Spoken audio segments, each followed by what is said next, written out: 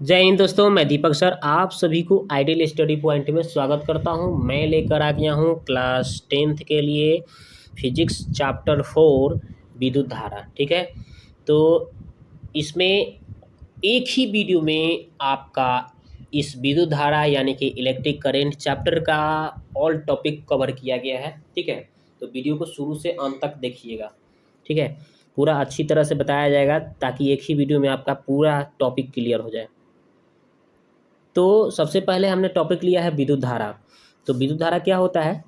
तो हमने लिखा है कि किसी परिपथ के तार से आवेशों के प्रवाह को विद्युत धारा कहा जाता है। ठीक है, कोई भी परिपथ हो उसके तार से जो आवेश प्रवाह होगा, धारा प्रवाह होगा, उसी को हम लोग विद्युत धारा कहते हैं। और विद्युत धारा का सूत्र होता है आवेश बटा समय, यानी कि आई को विद्युत धारा से आई डिनोट करते हैं और आवेश को क्यू से और समय को टी से। यानी कि कहने का मतलब आई बराबर क्या हो जाएगा, क्यू बटे टी। ठीक है, और विद्युत धारा का ऐसा ही मात्रक अगर निकालना हो तो ऊपर क्या है आवेश, नीचे क्या है समय। तो आवेश का मात्रक कूलम, ठीक है, और समय का मात्रक सेकेंड, यानी कूलम प्रति सेकेंड हो जाएगा, जिसको हम लोग कूलम प्रति सेकेंड को ही क्या बोलते हैं, एम्पियर कहते हैं। यानी विद्युत धारा का ऐसा ही मात्रक आप एम्पियर कहेंगे। ठीक है, आगे बढ़ते हैं। विद्युत धारा एक क्या होता है, तो आपका एक अदिश राशि है। विद्युत धारा क्या है, एक अदिश राशि, याद रखेंगे। अब चलिए हम पढ़ते हैं आगे। परमाणु के तीन मौलिक कणों से मिलकर बने होते हैं। परमाणु जो होते हैं तीन मौलिक कणों से मिलकर बने होते हैं, इलेक्ट्रॉन, प्रोटॉन और न्यूट्रॉन। ठीक है, इलेक्ट्रॉन को ई से, प्रोटॉन को पी से और न्यूट्रॉन को किस चीज़ से दर्शाते हैं, अनावेशित होता है, माने कोई भी आवेश इसको नहीं होता है, तो इसको एन से दर्शाते हैं। ठीक है, इलेक्ट्रॉन ऋणावेशित, प्रोटॉन धनावेशित और न्यूट्रॉन अनावेशित होता है। इलेक्ट्रॉन को ई से, प्रोटॉन को पी से और न्यूट्रॉन को एन से दर्शाते हैं। और एक और बात समझ जाइए कि ये जो है परमाणु का संरचना हमने बनाया है, जिसमें परमाणु के केंद्रीय भाग जो होता है प्लस माने धनावेशित होता है, और ये क्या होता है, इसमें प्रोटॉन और न्यूट्रॉन रहते हैं। ठीक है, नाभिक में, परमाणु के नाभिक में क्या रहते हैं, प्रोटॉन और न्यूट्रॉन। और इलेक्ट्रॉन क्या होते हैं, चारों ओर चक्कर लगाते रहते हैं। ठीक है, परमाणु के कक्ष में चारों ओर चक्कर लगाते हैं कौन, इलेक्ट्रॉन। तो यहाँ पे अब आप जानिए आगे। इलेक्ट्रॉन धनावेशित, इलेक्ट्रॉन क्या होता है, ऋणावेशित होता है, प्रोटॉन धनावेशित होता है और न्यूट्रॉन क्या होता है, अनावेशित होता है, जो हमने पीछे बताया आपको। आगे बढ़िए।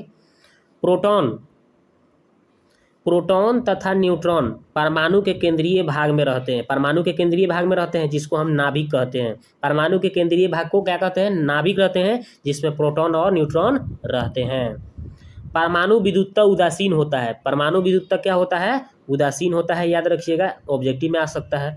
इलेक्ट्रॉन का मान कितना होता है, -1.6 × 10⁻⁻19 कूलम। यहाँ पे 19 लिख दीजिएगा, -19 कूलम होता है। ठीक है, और यहाँ पे प्रोटॉन का मान हो जाएगा, इसमें प्लस कर देना है, वही मान होता है 1.6 × 10⁻⁻19 कूलम। केवल इलेक्ट्रॉन, ऐसे ही खाली इलेक्ट्रॉन का मान पूछ देता है तो 1.6 × 10⁻⁻19 कूलम बताया जाता है। ठीक है, अगर अलग अलग बताया जाएगा इलेक्ट्रॉन प्रोटॉन के तो माइनस प्लस लिख दिया जाता है। ठीक है, आगे देखते हैं। आवेश, आवेश मतलब क्या होता है, इसको अंग्रेजी में चार्ज बोलते हैं। तो जब दो वस्तुओं को आपस में रगड़ा जाता है तो उसके बीच आकर्षण या प्रतिकर्षण का गुण आना क्या कहलाता है, आवेश कहलाता है। जब आप दो वस्तुओं को आपस में लेकर रगड़िएगा ना तो उसके बीच आकर्षण या प्रतिकर्षण का गुण आ जाता है, जिसे हम आवेश कहते हैं। जैसे आप कंघी से अपने बाल को झाड़ते हैं और कंघी में क्या हो जाता है, रगड़ के चलते उसमें एक आवेश उत्पन्न हो जाता है, आकर्षण का गुण, जिसको कंघी को आप कहाँ कहीं छोटे छोटे कागज के पास ले जाते हैं टुकड़ा करके, तो वो कागज के टुकड़ा क्या हो जाता है, उस कंघी में सटने लगता है, यानी कि वो आवेशित हो गया। उसको आवेश कहेंगे। जब दो वस्तु को आपस में रगड़ेंगे और उसके बीच आकर्षण चाहे प्रतिकर्षण का गुण आ जाएगा, आवेश कहलाएगा। क्लियर, चलते हैं आगे की ओर बढ़ते हैं। तो आवेश जो होता है, आवेश का एक फार्मूला बताया गया है कि विद्युत धारा गुने समय होता है। विद्युत धारा गुने समय होता है आवेश बराबर। ठीक है, यानी Q बराबर I गुने टी। और आवेश का ऐसा ही मात्रक यहाँ से निकाल सकते हैं। आई का मतलब धारा, धारा के मात्रक क्या होते हैं, एम्पियर, और टी मतलब समय, एम्पियर सेकेंड हो जाएगा आवेश का मात्रक। या इस एम्पियर सेकेंड को ही क्या कहा गया है, कूलम कहा गया है, यानी कि आवेश का मात्रक कूलम कहा जाता है। ठीक है, कूलम याद रखेंगे। आगे, आवेश एक अदिश राशि है। जैसे विद्युत धारा एक आवेश अदिश राशि था, उसी तरह से आवेश भी एक क्या है, अदिश राशि है। आवेश को न तो क्या कर सकते हैं, आवेश को न तो संरक्षित किया आवेश संरक्षित रहता है, आवेश क्या होता है, संरक्षित रहता है, उसे न तो उत्पन्न किया जा सकता है न ही नष्ट किया जा सकता है। याद रखिएगा, ये ऑब्जेक्टिव में भी पूछा गया है कि आवेश क्या होता है, संरक्षित रहता है। आवेश को न तो उत्पन्न किया जा सकता है और न ही नष्ट किया जा सकता है, याद रखेंगे। ठीक है, आगे इलेक्ट्रॉनों को खोकर कोई पदार्थ क्या करते हैं, कोई यहाँ पे कोई पदार्थ लिखिएगा, कोई पदार्थ धनावेशित हो जाता है और इलेक्ट्रॉनों को ग्रहण करके, माने कोई ले लिया, ग्रहण किया तो क्या हो गया, वो ऋणावेशित हो गया। मतलब किसी से ले लीजिएगा इलेक्ट्रॉन तो आप ले लिए यानी कर्जा में हो गए यानी ऋणावेशित हो गए, और इलेक्ट्रॉन किसी को दे दीजिएगा तो आप क्या हो गए, धनिक हो गए यानी धनावेशित हो गए। उसी तरह से इलेक्ट्रॉन में भी ये सिलसिला चलता है कि इलेक्ट्रॉन क्या करता है, इलेक्ट्रॉन माने कोई तत्व जो होता है अपना इलेक्ट्रॉन किसी को दे देगा ना, तो वो पदार्थ क्या हो जाएगा, धनावेशित बन जाएगा, और कोई दूसरा पदार्थ जो है अपना इलेक्ट्रॉन किसी से ग्रहण करेगा तो वो ऋणावेशित हो जाता है। समझ गए, आगे पढ़ते हैं आवेश के प्रकार। तो आवेश जो होता है दोस्तों दो प्रकार के होते हैं, कौन कौन, एक धनावेश एक ऋणावेश होता है, यानी प्लस माइनस। ठीक है, धनावेश क्या होता है ये जान लीजिए। तो जब कांच के छड़ को रेशम के कपड़ा से रगड़ा जाता है ना, तो कांच के छड़ में जो आवेश उत्पन्न होता है उसे धन आवेश कहा जाता है। ठीक है, याद रखेंगे कि जब कांच के छड़ को रेशम के कपड़ा से रगड़ा जाता है तो कांच के छड़ में जो आवेश उत्पन्न होता है उसे धन आवेश कहा जाता है। आगे देखते हैं ऋण आवेश। ऋण आवेश क्या होता है भाई, देखिए इसमें बताया गया है कि जब एबोनाइट के छड़ को ऊन से रगड़ा जाए चाहे बिल्ली के खाल से रगड़ा जाए तो जो एबोनाइट के छड़ में आवेश उत्पन्न हो जाता है उसे ऋण आवेश कहते हैं, याद रखेंगे। ठीक है, आगे देखते हैं चालक या सुचालक पदार्थ। चालक या सुचालक पदार्थ क्या होता है, तो वह पदार्थ जिनके एक सिरे से दूसरे सिरे तक आवेश आसानी से जा सके उसे चालक या सुचालक पदार्थ कहते हैं। जैसे चांदी हो गया, लोहा हो गया, तांबा हो गया, ये सब क्या हो गया, एक सुचालक पदार्थ है यानी चालक पदार्थ है। समझ गए, जिसके एक सिरे से लाइन जोड़िएगा तो दूसरे सिरे तक आसानी से चला जाएगा, यानी कि ये सुचालक है यानी कि चालक है। ठीक है, आगे पढ़ते हैं विद्युत रोधी पदार्थ।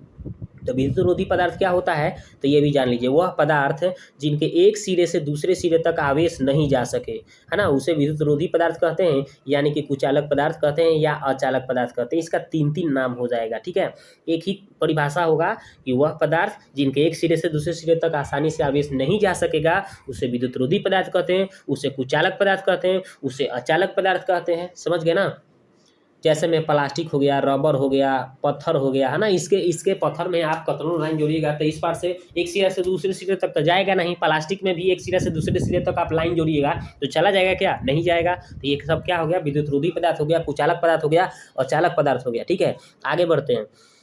विद्युत विभव क्या है, विद्युत विभव, तो देखिए ये बहुत इंपॉर्टेंट है, एग्जाम में काफ़ी बार पूछा जा चुका है।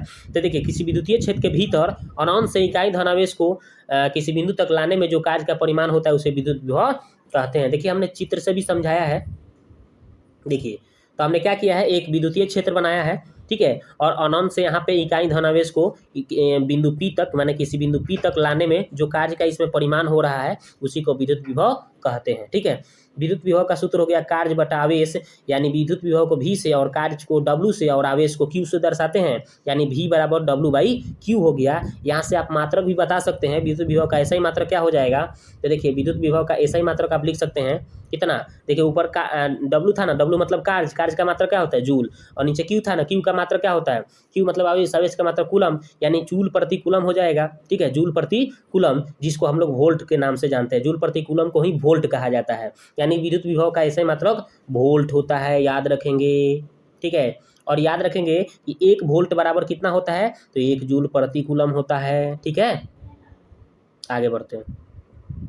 विभवांतर की बात कर लें तो इसी तरह से परिभाषा है कि किसी विद्युतीय क्षेत्र के भीतर अनंत से इकाई धनावेश को एक बिंदु से दूसरे बिंदु तक लाने में जो कार्य का परिमाण होता है उसे विभवांतर कहते हैं। ठीक है, एक बिंदु से दूसरे बिंदु तक लाना है, ले जाना है। ठीक है, यानी कि यही देखिए विद्युतीय क्षेत्र हो गया, इसमें अनंत से इकाई धनावेश को किसी बिंदु P से किसी दूसरे बिंदु Q तक लाने में जो कार्य का परिमाण हो रहा है उसे हम क्या कहेंगे, विद्युत विभव कहेंगे। अथवा इसको लोग ऐसे भी परिभाषा बताता है कि दो बिंदुओं के बीच के विभव के अंतर को विभवांतर कहते हैं, अर्थात विभवांतर का सूत्र हो गया कार्य बटा आवेश, जो आपका विभव का होता है वही सूत्र इसका भी हो जाएगा। ठीक है, यानी कार्य बटा आवेश, तो कार्य यानी W से सूचित करेंगे और आवेश को Q से सूचित करेंगे, यानी V बराबर W/Q। और विभवांतर का एसआई मात्रक भी देखिएगा, तो कार्य का मात्रक जूल और कूलम का आवेश का मात्रक कूलम, यानी जूल प्रति कूलम हो जाएगा, जिसको हम लोग वोल्ट के नाम से जानते हैं। यानी विभवांतर का भी मात्रक कोई पूछेगा तो वोल्ट बताना है, ठीक है।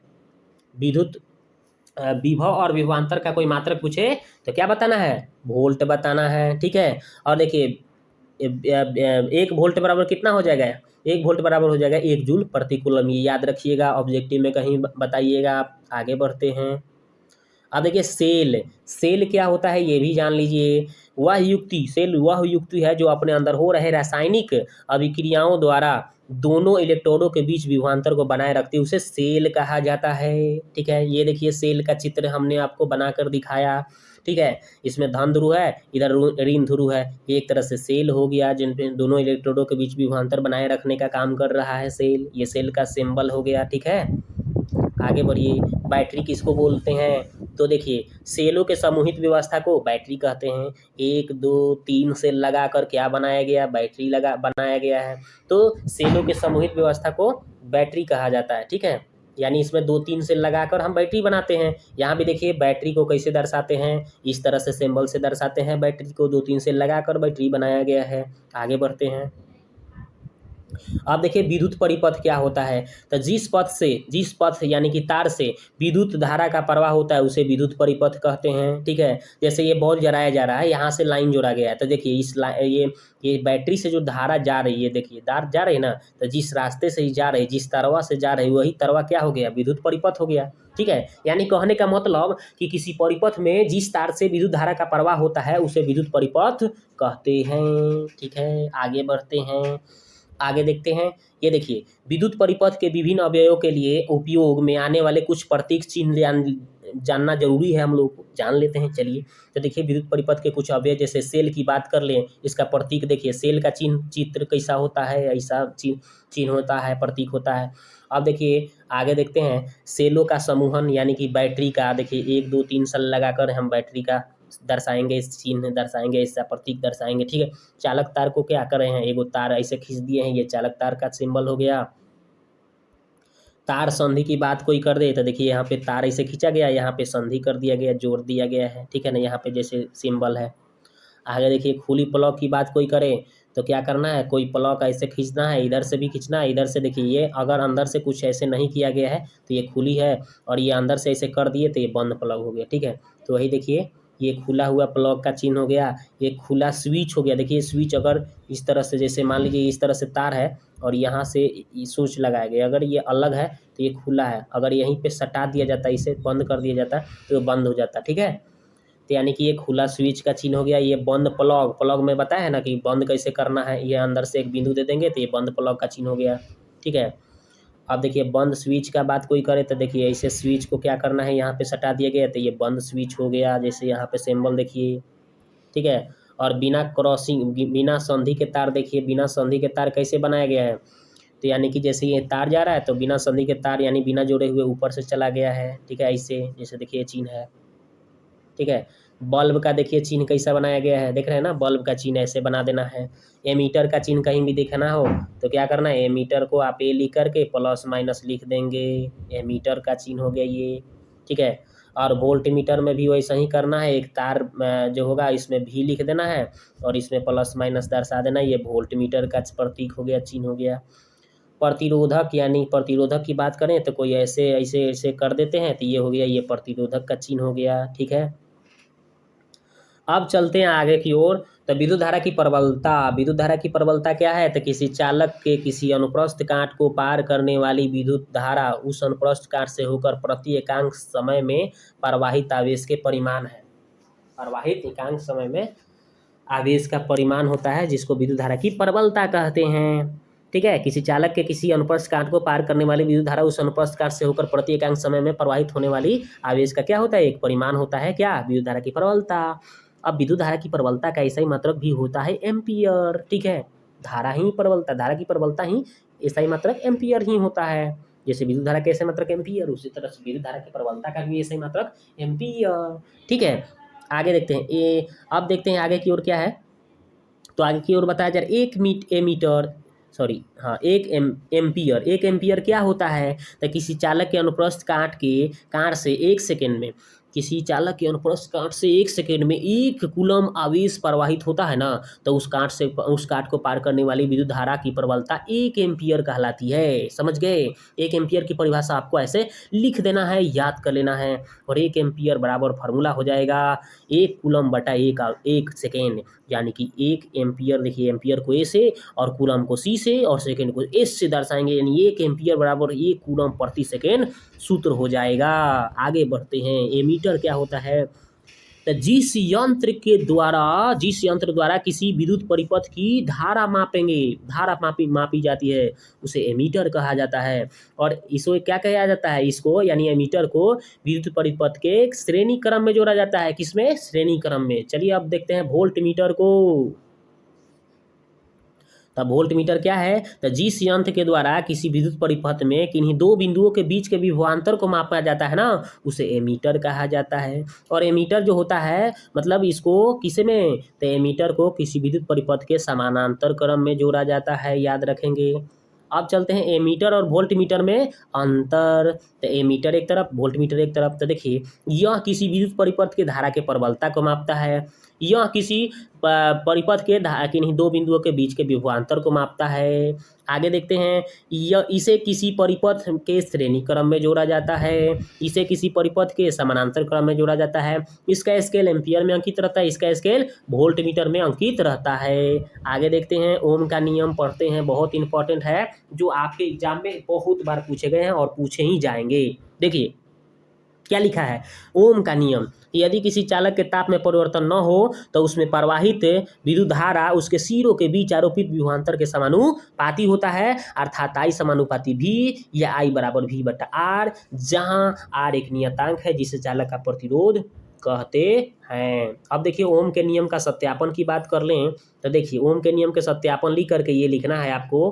क्या क्या लिखना है कि हमने एक शुष्क स्केल लिया, एक एमीटर ए लिया, एक वोल्ट मीटर भी लिया और एक स्विच एस तथा एक नाइक्रोम के तार के टुकड़ा पीक्यू को क्या किया? संयोजित किया, जोड़ दिया। ठीक है, देखिए यहाँ पे इस चित्र के अनुसार इसमें जोड़ दिए हैं ये सारा चीज। ठीक है, ठीक है ना। तो ये बात हुआ। जब स्विच एस को देखो, जब स्विच हुआ है इस स्विच एस को आप क्या कीजिएगा? बंद कीजिएगा ना, तो क्या होगा? इस परिपथ में धारा प्रवाहित होने लगेगा। क्या करेगा? परिपथ में धारा आई प्रवाहित होने लगती है। तो एमीटर है जो लगा है, एमीटर वो क्या करेगा?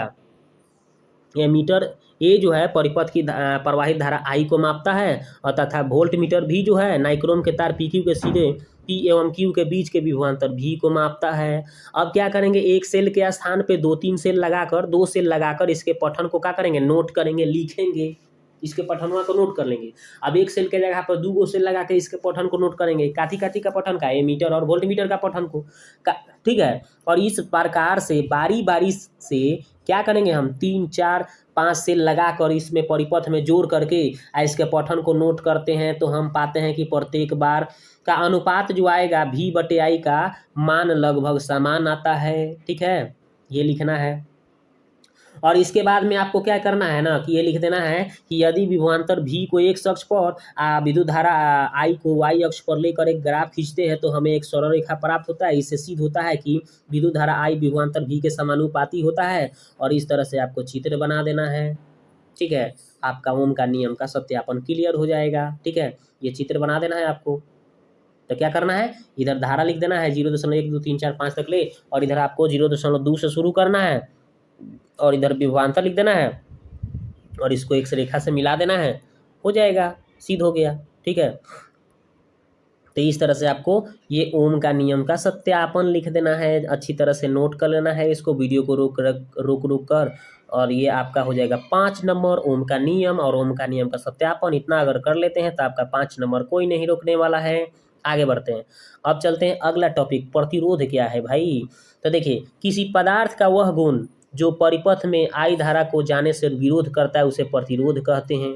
नामे है प्रतिरोध, माने रोकेगा, रोध करेगा। ठीक है, तो किसी पदार्थ का वैसन गुण है जो परिपथ में धारा को, यानी विद्युत धारा जो जाएगा ना ओकरा के जाने से रोकेगा, उसी को प्रतिरोध कहा जाता है। ठीक है, प्रतिरोध का सूत्र हो गया विभवांतर बटा धारा। ठीक है, यानी कि R बराबर V बटे I हो जाएगा।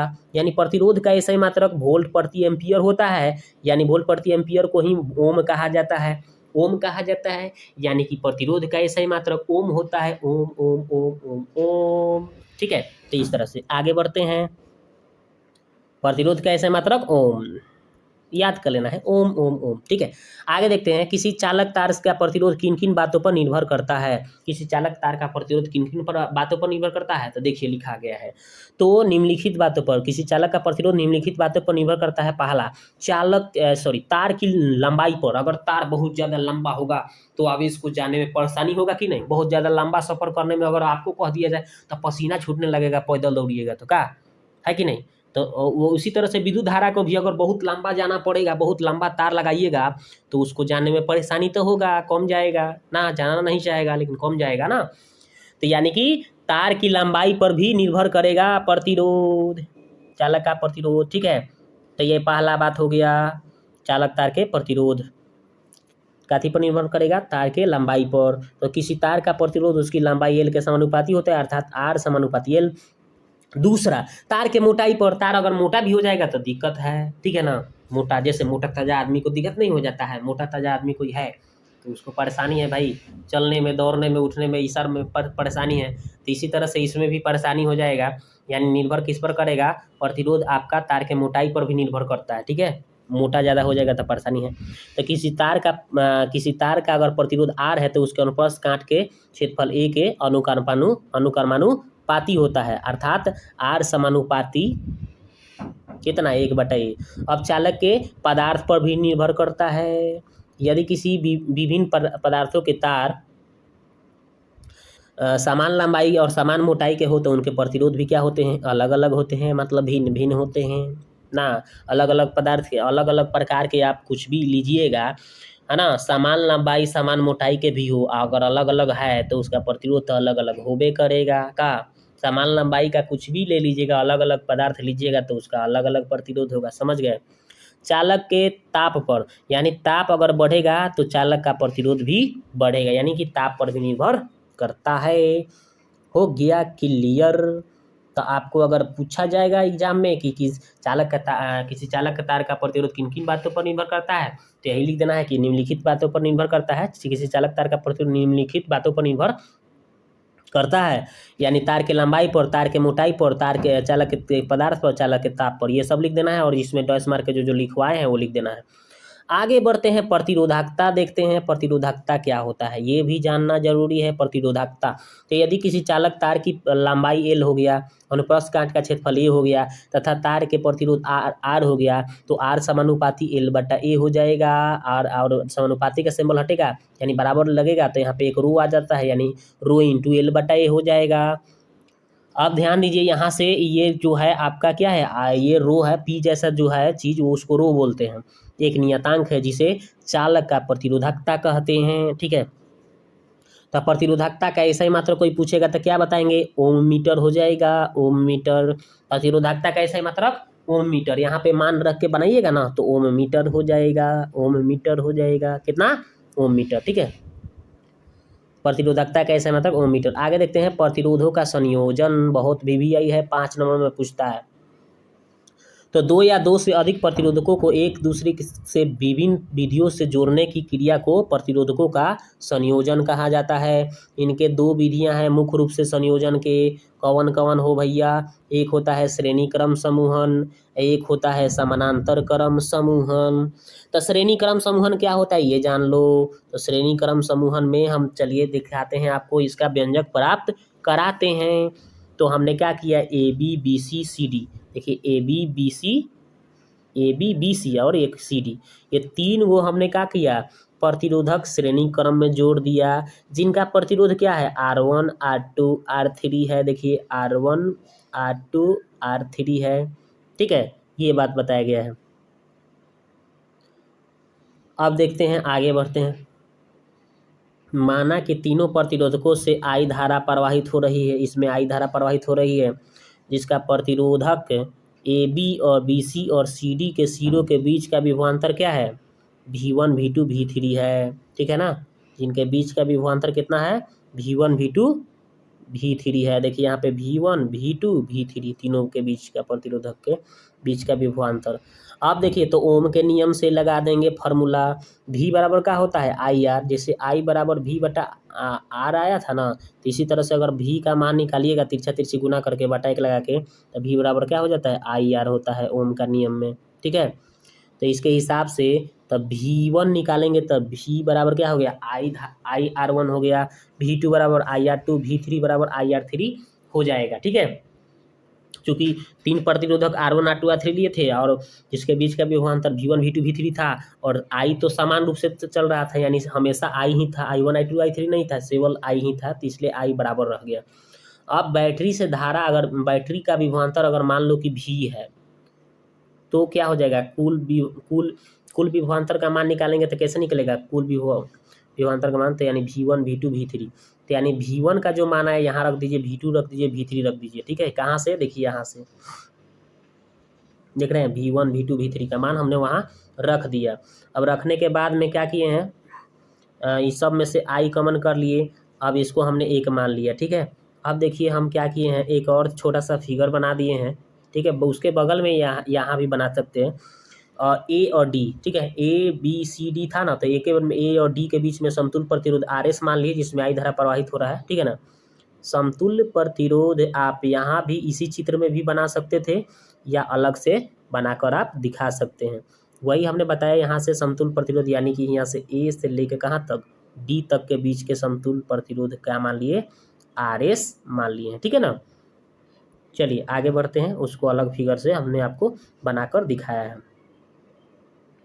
तो वही लिखा हूँ कि A और D के बीच का समतुल्य प्रतिरोध RS हो तो ओम के नियम लग जाएगा इसमें भी। तो ओम के नियम में से क्या हो जाएगा, V बराबर IRS। ठीक है, तो समीकरण 1 2 से तही देखिए इधर 2 हो गया, उसमें भी V था, इसमें भी V बराबर है, तो देखिए V से भी कट जाएगा तो दोनों बराबर हो जाएगा। इसमें भी V बराबर इतना लिखा है, तो ये V से भी कट जाएगा तो इतना, अब बराबर कितना हो जाएगा, ध्यान दीजिए, बराबर इतना हो जाएगा। यानी कि कहने का मतलब कि IRS बराबर I into R1 R2 R3, तो I से I क्या हो जाएगा, कट जाएगा, तो RS बराबर कितना हो जाएगा, R1 R2 R3। ये समतुल्य प्रतिरोध यानी कि अलग अलग प्रतिरोधकों के प्रतिरोध के योग के बराबर होता है। यही है व्यंजक सूत्र, जैसे हमने प्राप्त कराया उस तरह से चित्र बना के प्राप्त कर लेंगे, 5 नंबर कोई नहीं रुकेगा आपका। ठीक है, तो इस सूत्र पर भी आप क्या करेंगे, न्यूमेरिकल सवाल बनता है ऑब्जेक्टिव में। जैसे कोई कहेगा कि यदि किसी परिपथ का मान लो प्रतिरोध कितना है, 3 ओम है। ठीक है, 3 ओम है, फिर मान लो 4 ओम है, फिर मान लो 3 ओम है। ठीक है, 3 को प्रतिरोधक का अलग अलग प्रतिरोध का मान दे दिया है, और बोलेगा समतुल्य प्रतिरोध निकालो, तो तीनों को जोड़ देंगे, तो 3 4 7 3 10 ओम, तो आंसर क्या देगा 10 ओम, ऑप्शन वाला में दे देगा ऑब्जेक्टिव में। ठीक है, इसे आगे निकालते हैं। तो देखिए इसका दूसरा जो प्रकार है क्या है, समानांतर क्रम संयोजन, समानांतर क्रम या पार्श्व क्रम समूह। ठीक है, तो इसमें भी हम क्या किए हैं कि एक चित्र बनाए हैं, जिसमें क्या क्या किए हैं देखिए, लिख देता हूँ, लिखा हूँ, बिंदु A और तथा B के बीच 3 प्रतिरोधक जिनके प्रतिरोध क्रम से R1 R2 R3 है, जिसे समानांतर क्रम में जोड़ा गया है। बैटरी से I धारा प्रवाहित हो रही है। बिंदु A से 3 भागों में बंटकर I1 I2 I3 धाराएं प्रवाहित हो जाती है, और पुनः B बिंदु तक जा कर के क्या हो जाती है, तीनों धाराएं मिलकर I धारा बन जाती है। यानी कि कहने का मतलब I बराबर क्या हो जाएगा, I1 plus I2 plus I3 हो जाएगा। चित्र में इसी तरह से बताया गया है, देख लीजिए, देख रहे हैं ना, A से B तक बिंदु में इसमें क्या है, 3 प्रतिरोध R1 R2 R3 लगाए गए हैं, जिसमें I धारा प्रवाहित हो रहा था, लेकिन यहाँ पे बिंदु A पर I1 I2 I3 बट गया है, और B बिंदु पर जाकर I धारा फिर बन गया है। और यहाँ पे इसके बीच का जो समतुल्य प्रतिरोध है R रो हमने मान लिया है। तो यदि A और B के बीच का विभवांतर भी हो गया, इसके बीच का विभवांतर भी हो, तो ओम के नियम लगा दिया गया है।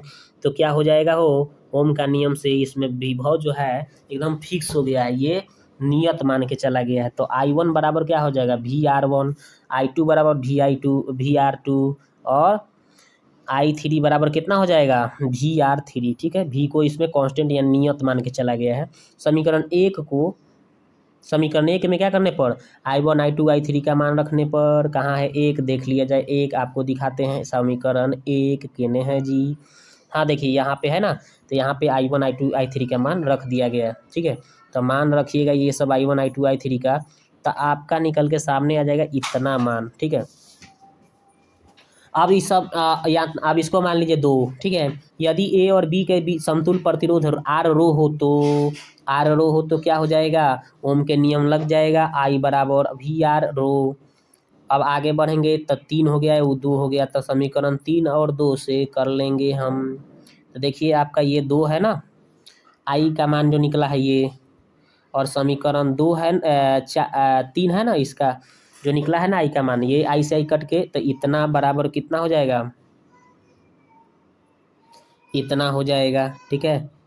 समीकरण 2 3 से तो देखिए वही लिख दिया गया है। अब इसमें क्या करना है, ये ऊपर देखो भी लिख रहा है, तो भी बाहर आ गया, कॉमन कर लिए गए, तो IR1 1/R1 1/R2 1/R3 हो गया, और इधर भी बटा आर रो, तो भी से भी कट गया, तो 1/R रो is equal to 1/R1 plus 1/R2 plus 1/R3। अर्थात कहने का मतलब कि समानांतर क्रम में क्या हो जाएगा, समतुल प्रतिरोध का मान समतुल प्रतिरोधक के प्रतिरोधों का व्युत्क्रम अलग अलग प्रतिरोधकों के प्रतिरोधों के व्युत्क्रम के योग के बराबर होता है, ठीक है। तो यही इसका समानांतर क्रम का सूत्र होता है। इस पर न्यूमेरिकल सवाल भी आता है, अगर आएगा तो हम आपको बताएंगे कि कैसे सवाल बनाया जाएगा, ठीक है। तो ये अगर आप बढ़िया से देख लेते हैं, लिख लेते हैं, पढ़ लेते हैं, सीख लेते हैं, तो ये क्वेश्चन आपके 5 नंबर नहीं छूटने वाले हैं, ठीक है। तो आगे बढ़ते हैं, अब आगे देखते हैं। देखिए दोस्तों, मैं आपके लिए बहुत मेहनत कर रहा हूँ, देखिए इतना अच्छा क्वालिटी दे रहा हूँ, फिर भी अगर आप कंजूसी करेंगे सब्सक्राइब करने में, दोस्तों में शेयर करने में, तो ये थोड़ा सा अच्छा बात नहीं है। तो आप दिल से, मैं जैसे दिल से काम कर रहा हूँ, आप भी थोड़ा सा दिल से सब्सक्राइब कीजिए अगर पहली बार आए हैं तो, ठीक है। और बेल आइकन के घंटी को भी दबा दीजिएगा, ताकि इस तरह से वीडियो आपको मिलते रहे, आपको बेनिफिट मिलते रहे। अपने दोस्तों में भी शेयर कीजिए, ताकि मेरा भी थोड़ा सा मनोबल आगे बढ़े और आपके लिए इस तरह से वीडियो लाता रहूं, ठीक है। आगे बढ़ते हैं। अगला टॉपिक है श्रेणी क्रम समूहन और समानांतर क्रम समूहन में अंतर। चलिए देखते हैं। श्रेणी क्रम समूहन और समानांतर क्रम समूहन 2 पार्ट में बांट लेंगे कॉपी को, और लिख देंगे, हेडिंग डाल देंगे, और श्रेणी क्रम में बताएंगे, क्या बताएंगे हो, समानांतर क्रम कि सभी प्रतिरोधकों के सिरों के बीच का विभवांतर अलग अलग होगा इसमें श्रेणी क्रम में।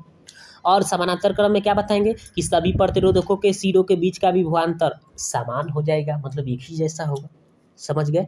आगे दूसरा लिखेंगे क्या, कि इसमें सभी प्रतिरोधकों में एक समान धारा प्रवाहित होगा, और इसमें सभी प्रतिरोधकों में अलग अलग धारा प्रवाहित होगा।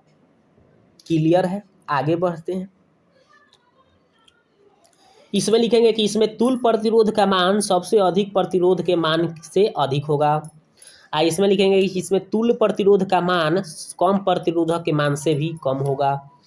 और इसमें लिख देंगे RS, यानी कि इसका तुल्य प्रतिरोध अलग अलग प्रतिरोधकों के योग के बराबर हो, प्रतिरोधक के प्रतिरोध के योगफल के बराबर होता है। इसमें ये सूत्र लिख देंगे कि इसमें समतुल्य प्रतिरोध का व्युत्क्रम, इसमें समतुल्य प्रतिरोध के प्रतिरोधक के समतुल्य प्रतिरोध का व्युत्क्रम अलग अलग प्रतिरोधक के प्रतिरोध के व्युत्क्रम के योगफल के बराबर होता है, यानी कि ये सूत्र हो गया, लिख देना है। आगे की ओर बढ़ते हैं। 5वां देख लेते हैं कि किसी एक प्रतिरोधक को परिपथ से हटा दिए जाने पर बचे हुए प्रतिरोधकों से प्रवाहित होने वाली धारा शून्य हो जाएगी। या इसमें क्या होगा कि किसी एक प्रतिरोधक को हटा देने पर दिए जाने पर बचे हुए अन्य प्रतिरोधकों से धारा प्रवाहित होती रहेगी। ये में हटाइयो दीजिएगा तो में होते रहेगा प्रवाहित, इसमें हटा दीजिएगा एक जगह से तब नहीं होगा। क्लियर है। आगे बढ़ते हैं। विद्युत धारा के ऊष्मीय प्रभाव, अगला टॉपिक आ गया। तो जब किसी तार से विद्युत धारा प्रवाहित की जाती है ना, तो वह चालक तार क्या हो जाती है, गर्म हो जाती है। जब कोनो चालक तार से धारा प्रवाहित करिएगा तो चालक तार तो गर्म हो जाएगा। यानी कहने का मतलब, अर्थात विद्युत ऊर्जा क्या हो जाएगा, ऊष्मा में बदल जाएगा। विद्युत ऊर्जा जा रहा है, ऊष्मा में बदल गया, गर्म हो गया तो तारवा का। इन्हीं इसे ही हम लोग धारा के ऊष्मीय प्रभाव कहते हैं। देखिए तो कितना आसान चीज़ है, आराम से याद हो जाएगा कि जब किसी चालक तार से विद्युत धारा प्रवाहित किया जाता है तो चालक तार गर्म हो जाता है, तो विद्युत ऊर्जा क्या हो जाता है अर्थात ऊष्मा में बदल जाती है। इसी को विद्युत धारा के ऊष्मीय प्रभाव कहते हैं। क्या कितना इजी है, आगे बढ़ते हैं।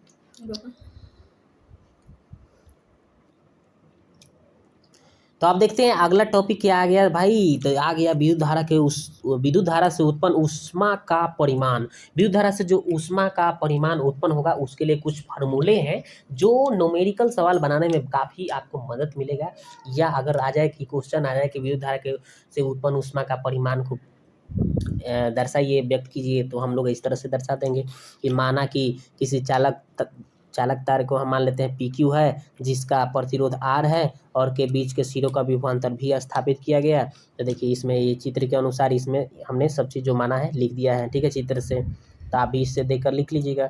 अब यदि चालक तार से विद्युत धारा I जो है T समय तक अगर प्रवाहित होगा तो आवेश का परिमाण क्या हो जाएगा, Q बराबर IT हो जाएगा, क्योंकि आप विद्युत धारा I बराबर Q/T सूत्र पढ़े हैं, ठीक है ना।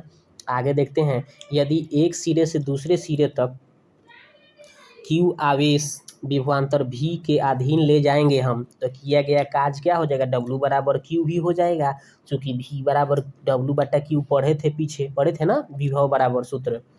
अब देखिए यहाँ हो गया। अब हम लोग क्या करेंगे, यहाँ पे क्या करेंगे हम, तो यहाँ पे क्या किए हैं, W बराबर यहाँ पे Q और V है, तो Q का मान हम पीछे प्राप्त किए थे ना, Q बराबर क्या प्राप्त किए थे, IT प्राप्त किए थे ना पीछे, देख लीजिए पीछे Q बराबर देखिए यहाँ पे प्राप्त किए हैं क्या, IT।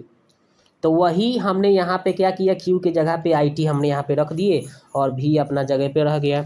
अब गुना करिएगा तो क्या हो जाएगा, VIT, W बराबर, तो यहाँ से एक फार्मूला निकल गया। अब ओम के नियम से हम लोग जानते हैं क्या होता है, V बराबर IR। तो I का मान V बराबर IR होता है ना, तो ये तो हमें पता चल गया। और पहले से हम लोग को क्या पता है, यहाँ पे देखिए पहले से सूत्र है पता है, ऊपर देख लीजिए क्या पता है, W बराबर VIT पता है। तो देखिए यहाँ पे W बराबर V के स्थान पे हम क्या भर दिए, IR भर देंगे V के स्थान पे। तो देखिए V के स्थान पे IR और IT पहले से है तो IT लिख दिया गया, और इसको गुना कराएंगे तो I² RT हो गया W बराबर, ठीक है। तो यही W बराबर I² RT क्या हो जाएगा, ये आपका अभिष्ट आंतरिक ऊर्जा इसी को कहा जाता है। U से आंतरिक ऊर्जा U में बदल देंगे हम इसको, ठीक है। तो U बराबर I² RT हो गया, ठीक है। आंतरिक ऊर्जा क्या हो जाता है, कार्य ऊष्मा, आंतरिक ऊर्जा का कार्य का ऊष्मा का कोई मात्रक पूछता है तो जूल बताना है, ये तीनों का मात्रक जूल ही होता है, ठीक है। आगे देखते हैं विद्युत शक्ति। तो विद्युत शक्ति क्या होता है ये जान लीजिए। तो किसी परिपथ में विद्युत ऊर्जा के व्यय के दर को क्या कहते हैं, उस परिपथ में विद्युत शक्ति कहलाता है। विद्युत शक्ति यानी कि विद्युत ऊर्जा बटा समय हो जाता है इसका सूत्र, और P बराबर W/T बोल सकते हैं इसको, ठीक है। विद्युत शक्ति को P से और यहाँ पे विद्युत ऊर्जा को W से दर्शाते हैं और समय को T से, ठीक है। और वहाँ से P बराबर W का हम पीछे प्राप्त किए थे ना सूत्र, I² RT, तो वो भर दिए हम, नीचे T है तो T। अब यहाँ पे T से T कट जाएगा, ये T से T क्या हो जाएगा, कट जाएगा, तो कितना हो जाएगा, P बराबर I² R हो जाएगा। आगे तो यहाँ से वो हमें सूत्र प्राप्त हो गया ना, क्या, I² R। अब ओम के नियम से क्या हो जाता है, V बराबर IR हो जाता है, V बराबर IR हो जाता है। तो यहाँ तक ले तो हम समझ गए। तो P बराबर VI हो जाएगा, कैसे, यहाँ से देखिए P बराबर, यहाँ पे अगर आप क्या करेंगे, IR लिख लेते हैं और बगल में I लिख देते हैं, तो ये IR V का मान होता है ना, देखिए ये, तो यहाँ पे V भर देंगे तो VI हो जाएगा कि नहीं, P बराबर, तो वही लिखा गया है P बराबर VI, ठीक है। आगे देखते हैं, और P बराबर क्या हो जाता है, V² भी लिख सकते हैं, चूँकि I बराबर फार्मूला क्या होता है, V/R होता है। तो यहाँ पे I के स्थान पे जब आप ये V/R भरेंगे तो यहाँ पे एगो V है, एगो V हो जाएगा, तो V² और नीचे R है तो R, ठीक है। यानी P बराबर V²/R भी लिख सकते हैं सूत्र।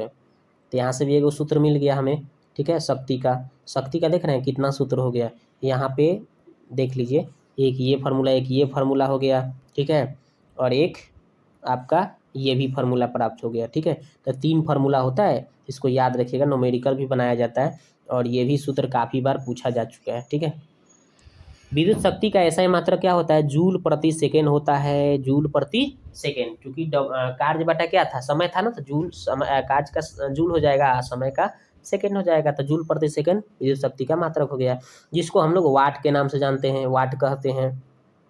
तो यही विद्युत शक्ति का ऐसा ही मात्रक लोग वाट कहता है, वाट वाट वाट, डब्लू से डिनोट करते हैं। आप देखते हैं विद्युत ऊर्जा के बारे में थोड़ा सा कहानी समझ लेते हैं। यदि किसी बिजली के बल्ब पर 220 वोल्ट 60 वाट लिखा हो, जिसे अनुमातांक कहा जाता है, लिखा होगा ना, तो इसका अर्थ होता है क्या कि यदि किसी मकान के परिपथ में इसे लगा दिया जाएगा ना, तो 220 वोल्ट के विभवांतर पर 60 वाट शक्ति का ये उपयोग करेगा। ठीक है, समझना है आपको। यानी कहने का मतलब अर्थात प्रति सेकेंड इस बल्ब के कारण 60 जूल विद्युत ऊर्जा का व्यय होगा, खर्चा होगा। ठीक है, विद्युत ऊर्जा के घरेलू तथा व्यावसायिक उपयोग पठन के लिए जूल जो होता है एक छोटा मात्रक है। इसके साधारणतः किलोवाट घंटा में उपयोग किया जाता है। इसे संक्षेप में KWH कहा जाता है। KWH यानी किलोवाट घंटा से सूचित किया जाता है। और एक के डब्ल्यू एच बराबर हो जाता है 3.6 गुने 10 के पावर 6 जूल हो जाता है। ठीक है, ये होता है 1 किलोवाट घंटा बराबर 3.6 गुने 10 के पावर 6 जूल। या इसको तीन और दो और नाम होता है।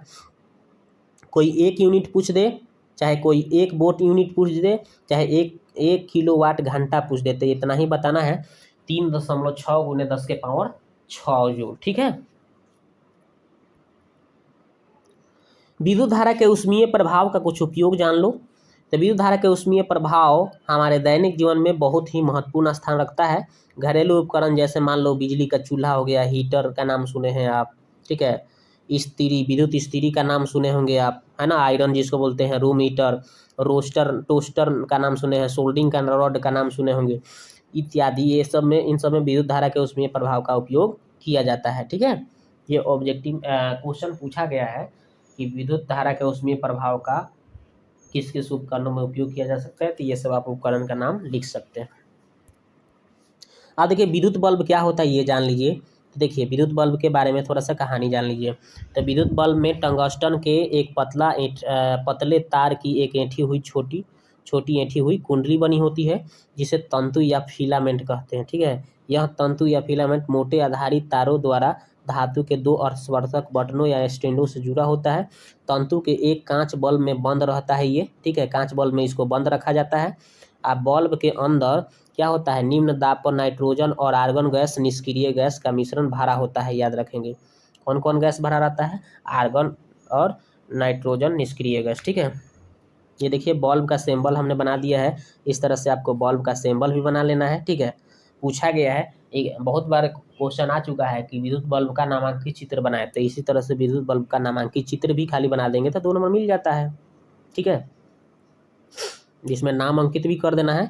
ये स्पर्शक बटन हो गया, और ये कांच का बल्ब है, ये जो है इसका फिलामेंट बोलते हैं, टंगस्टन धातु का बना होता है। ठीक है, तंतु बोलते हैं।